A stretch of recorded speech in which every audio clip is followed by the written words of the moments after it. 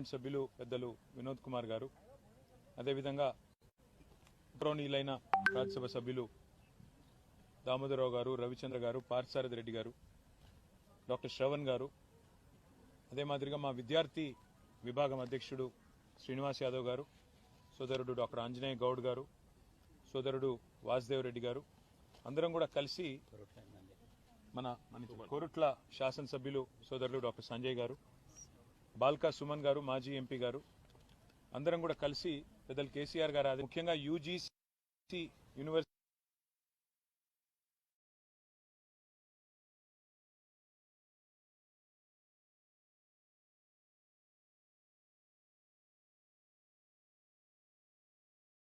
Grants commission ఏదైతే విషయమై కేంద్ర ప్రభుత్వానికి నివేదించడానికి, కేంద్ర ప్రభుత్వానికి మా పార్టీ తరఫున మా అభిప్రాయాన్ని గట్టిగా చెప్పడానికి ఇక్కడికి రావడం జరిగింది. విశ్వవిద్యాలయాలు భారతదేశంలో మొదటి నుంచి కూడా అత్యున్నత స్థాయిలో విద్యా ప్రమాణాలను పాటిస్తూ ఇవాళ ప్రపంచంలో మన పిల్లలు ఎక్కడున్నా కూడా పోటీ పడగలుగుతున్నారు అంటే దానికి కారణం వారికి అక్కడ లభించిన శిక్షణ, వారికి అందిన విజ్ఞానం, వారికి ఆనాటి నుంచి ఆ విశ్వవిద్యాలయాల్లో మరి రీసెర్చ్, డెవలప్మెంటు, పరిశోధన కార్యక్రమాలు అయితే జరుగుతాయో వాటి నుంచి వచ్చిన ఫలాలు. అందుకే ఇవాళ కేంద్ర ప్రభుత్వానికి మేము చేసిన విజ్ఞప్తి ఏమంటే, ఒకవైపు భారతదేశంలో కేంద్రీయ విశ్వవిద్యాలయాలు ఉన్నాయి, అట్లా హైదరాబాద్లో సెంట్రల్ యూనివర్సిటీ లాగా, హెచ్సియు లాగా అట్లా భారతదేశంలో చాలా సెంట్రల్ యూనివర్సిటీస్ ఉన్నాయి, అట్లాగే స్టేట్ యూనివర్సిటీస్ ఉన్నాయి, అట్లాగే ఇప్పుడు ప్రైవేట్ రంగంలో కూడా డీమ్డ్ యూనివర్సిటీలు, ప్రైవేట్ యూనివర్సిటీలు ఇట్లా రకరకాలుగా వచ్చినాయి. వీటితో పాటు కొన్ని ప్రత్యేకమైన సెంటర్స్ ఆఫ్ ఎక్సలెన్స్, ఐఐటీలు కావచ్చు, ఐఐఎంలు కావచ్చు, మన హైదరాబాద్లో ఐఎస్బి కావచ్చు, IIIT కావచ్చు, ఇట్లా కొన్ని నిష్ ఇన్స్టిట్యూషన్స్ కూడా ఉన్నాయి.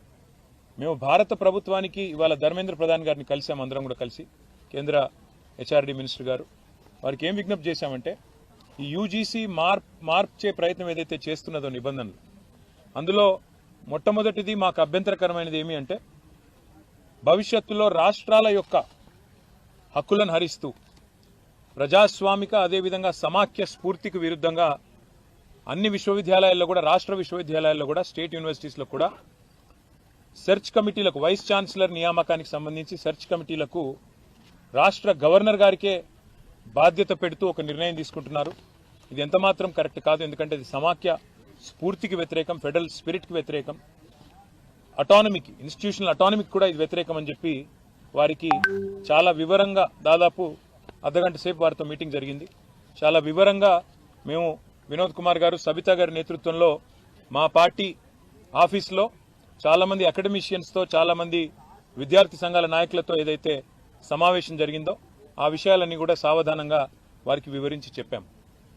అట్లాగే వైస్ ఛాన్సలర్ల ఎంపిక విషయంలో కూడా పారదర్శకత పాటిస్తూ నిష్ణాతులైన వారికి అవకాశాలు ఇవ్వాలి అని వారు కూడా సూచించారు. మేము కూడా ఏకీభవించాం. ఖచ్చితంగా నిష్ణాతులే ఉండాలి, ఖచ్చితంగా అకాడమిషియన్సే ఉండాలి, అట్లా ఉంటేనే పిల్లలకు కూడా భవిష్యత్తు ఉంటుంది, దేశానికి కూడా భవిష్యత్తు ఉంటుందని చెప్పి కూడా వారికి కూడా చెప్పినాం. కానీ ఈ విషయంలో కేంద్రం పూర్తిగా కంట్రోల్ తీసుకోవడం గవర్నర్ల ద్వారా మంచిది కాదు, సమాఖ్య స్ఫూర్తికి మాత్రం ఇది వ్యతిరేకం, this is against federal spirit అని చెప్పి కూడా వారికి గట్టిగా ఖండితంగా చెప్పడం జరిగింది. అట్లాగే రాష్ట్రంలో కాదు, దేశం మొత్తంలో అన్ని విశ్వవిద్యాలయాల్లో కూడా దళిత, గిరిజన, బలహీన వర్గాల బీసీ స్టూడెంట్స్, స్కాలర్స్ కావచ్చు, పోస్ట్ గ్రాడ్యుయేట్ స్టూడెంట్స్ కావచ్చు, పిహెచ్డి స్కాలర్స్ కావచ్చు, ఇంకా మిగతా పిల్లలు కావచ్చు, ఇవాళ పెడుతున్న ఒక నిబంధన వల్ల వారికి తీవ్రమైన అన్యాయం జరిగే అవకాశం ఉందని చెప్పి కూడా మేము వివరించి చెప్పాం. ఒక క్లాజ్ తీసుకొస్తా ఉన్నారు, no suitable candidate found, NSF అని ఒకటి తీసుకొస్తా ఉన్నారు. అంటే ఈ విచక్షణాధికారం మరి మనం ఆ విశ్వవిద్యాలయానికి వదిలేసినట్టయితే వారి ఇష్టానుసారంగా అవసరమైతే అప్పుడప్పుడు అబ్యూస్ చేసి, వాళ్ళ ఇష్టం లేని వ్యక్తులు ఎవరైనా ఉంటే NSF కింద తోసేసి అక్కడ అర్హత కలిగి ఉండి కూడా రాజకీయాల వల్ల కానీ, ఇతరత్ర కారణాల వల్ల కానీ, ఏదైనా ఇతర విషయాల వల్ల కానీ సూటబుల్ SC, ST, OBC క్యాండిడేట్లకు అన్యాయం జరిగి ఇతర కమ్యూనిటీస్లో ఉండే వారిని, ఇది మంచిది ఎంతమాత్రం కాదు. కాన్స్టిట్యూషనల్ భారత రాజ్యాంగం ఇచ్చిన హక్కు రిజర్వేషన్. మరి అట్లాంటి పరిస్థితుల్లో ఈ రకమైన ఒక నో సూటబుల్ క్యాండిడేట్ అనే ఒక నిబంధన తీసుకొచ్చి SC, ST, OBC అర్హత కలిగిన విద్యార్థులకు అన్యాయం జరిగితే ఇది మంచిది కానే కాదని చెప్పి కూడా వారికి వివరంగా చెప్పాం.